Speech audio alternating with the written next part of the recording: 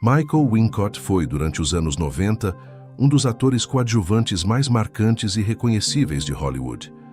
Com aquela voz grave e rouca que parecia sair diretamente das sombras e uma presença física que combinava ameaça e sedução em partes iguais, ele criou alguns dos vilões mais memoráveis da década.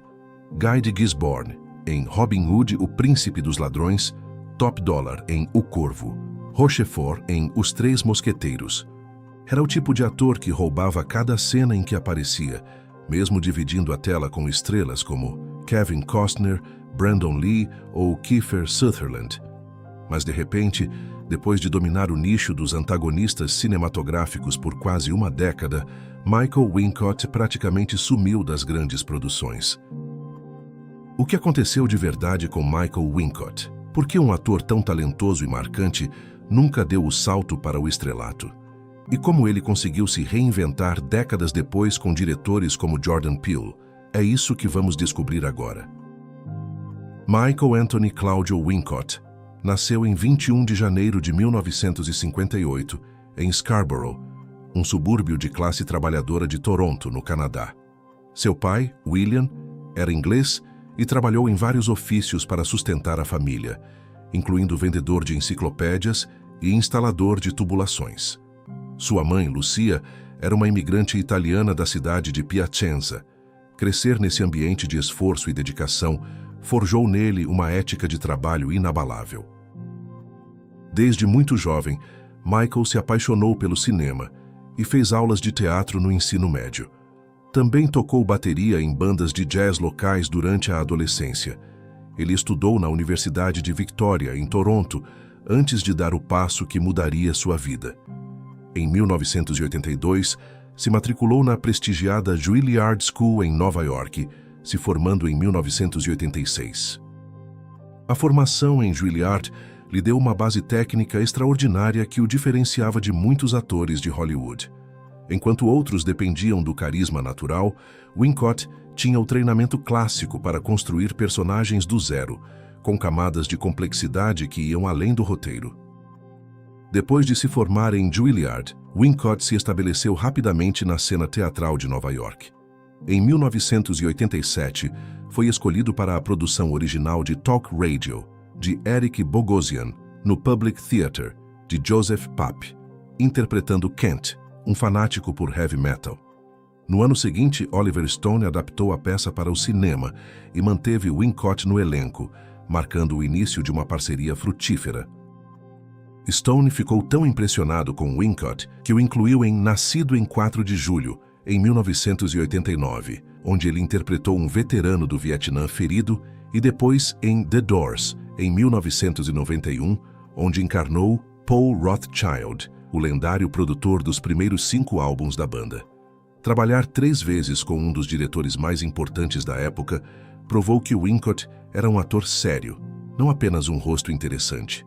Em 1991, chegou o papel que o catapultou para o reconhecimento em massa. Guy de Gisborne, em Robin Hood, o Príncipe dos Ladrões, ao lado de Kevin Costner, como o primo do xerife de Nottingham, interpretado magistralmente por Alan Rickman. Wincott criou um vilão brutal, traído e profundamente perigoso. O filme foi um sucesso enorme, arrecadando mais de 390 milhões de dólares mundialmente. Embora Costner fosse a estrela e Rickman tenha levado as manchetes pela interpretação extravagante do xerife, Wincott provou que conseguia dividir a tela com atores de primeira linha sem desaparecer. Seu Guy de Gisborne era um músculo sombrio por trás do humor sarcástico de Rickman e juntos formavam uma combinação perfeita de ameaça.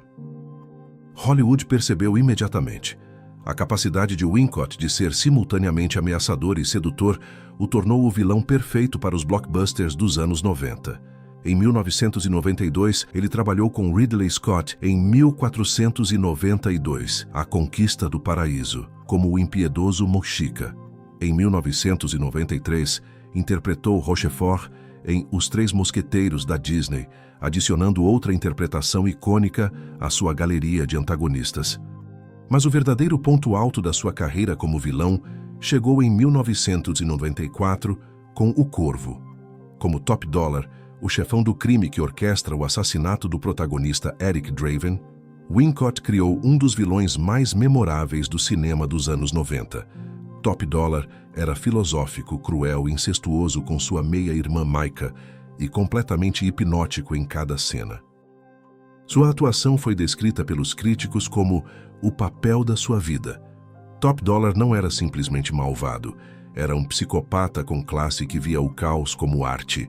A voz rouca de Wincott, combinada com sua presença física imponente e sua capacidade de entregar diálogos elaborados com naturalidade arrepiante, criou um antagonista que complementava perfeitamente o herói gótico de Brandon Lee.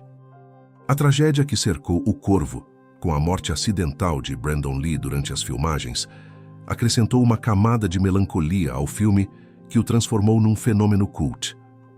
Wincott já tinha terminado de filmar suas cenas antes do acidente fatal, mas a sombra da tragédia marcou a recepção do seu melhor trabalho cinematográfico.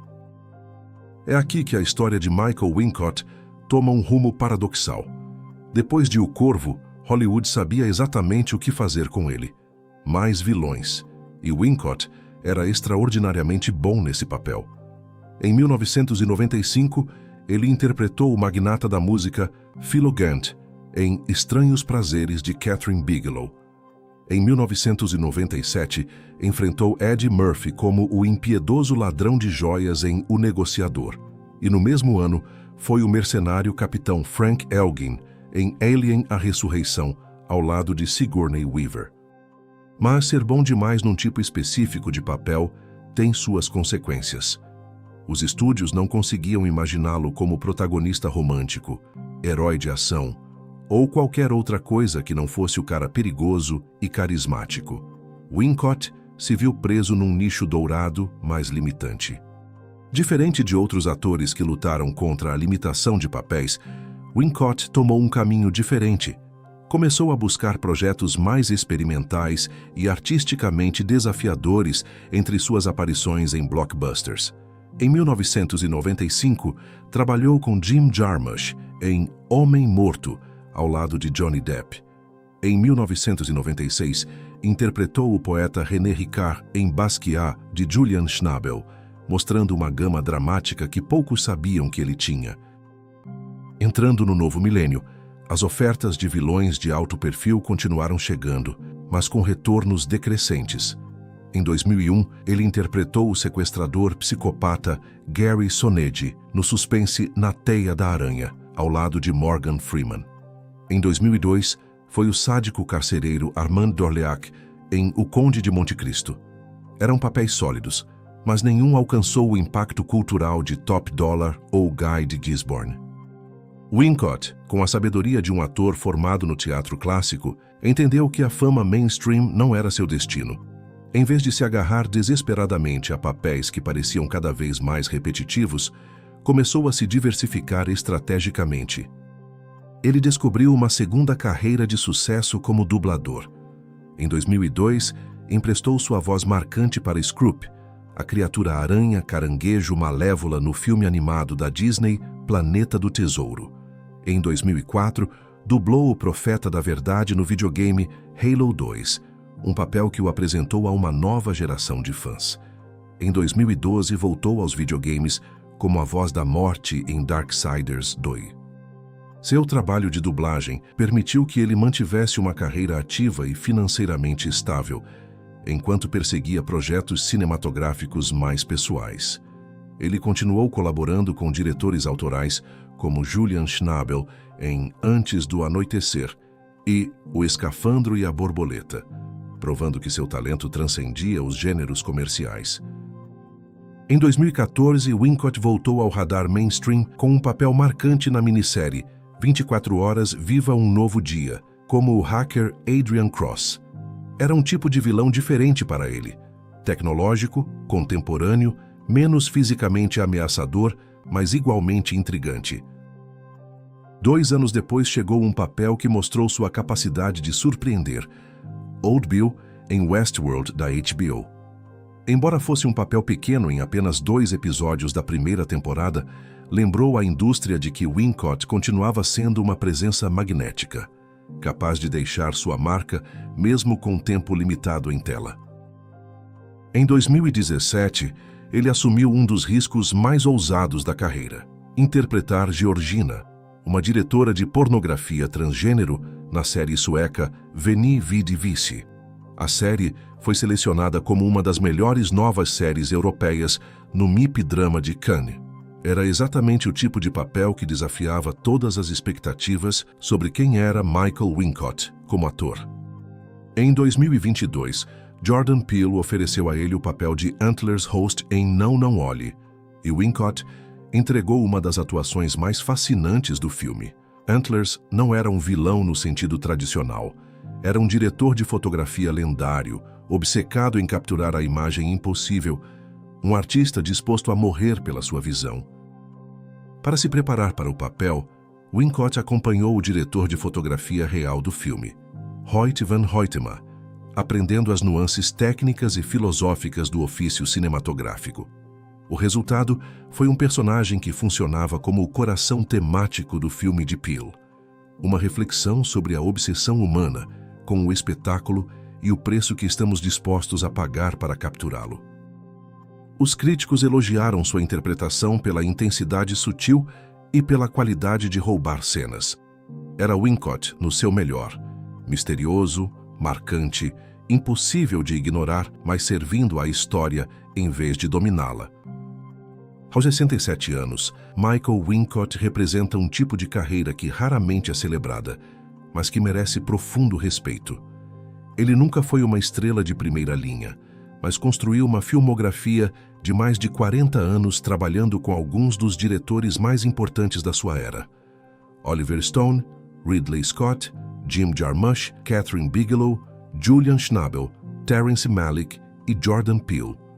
A abordagem dele em relação à carreira oferece lições importantes sobre longevidade em Hollywood. Em vez de perseguir a fama a qualquer custo, ele priorizou a qualidade do trabalho e as colaborações artísticas significativas. Diversificou para o trabalho de dublagem quando o cinema mainstream parou de ligar, e permaneceu aberto a papéis que desafiavam sua imagem estabelecida. A vida pessoal dele permaneceu notavelmente privada. Ele não tem presença em redes sociais, não dá entrevistas frequentes e conseguiu manter uma existência fora do escrutínio midiático que consome tantos dos seus contemporâneos. Essa privacidade não é uma falha de relações públicas, é uma escolha consciente que lhe permitiu preservar seu mistério como artista. A história de Michael Wincott nos lembra que existem múltiplas definições de sucesso em Hollywood. Ele pode nunca ter liderado uma franquia de blockbusters ou ganhado um Oscar, mas criou personagens que permanecem na memória coletiva décadas depois da estreia. Top Dollar Guy de Gisborne, o profeta da verdade. Esses são personagens que gerações de fãs continuam citando e celebrando. E enquanto muitas estrelas dos anos 90 desapareceram do radar completamente, Wincott continua trabalhando, continua assumindo riscos e continua provando que o talento verdadeiro, combinado com a humildade profissional, pode sustentar uma carreira que transcende as modas passageiras de Hollywood. E bem, essa foi a história completa de Michael Wincott, o vilão perfeito que Hollywood nunca soube exatamente como usar, mas que encontrou seu próprio caminho para uma carreira duradoura e artisticamente satisfatória. Se você gostou dessa análise, não esquece de deixar o like e se inscrever para mais histórias fascinantes sobre as carreiras de Hollywood. Nos vemos no próximo vídeo.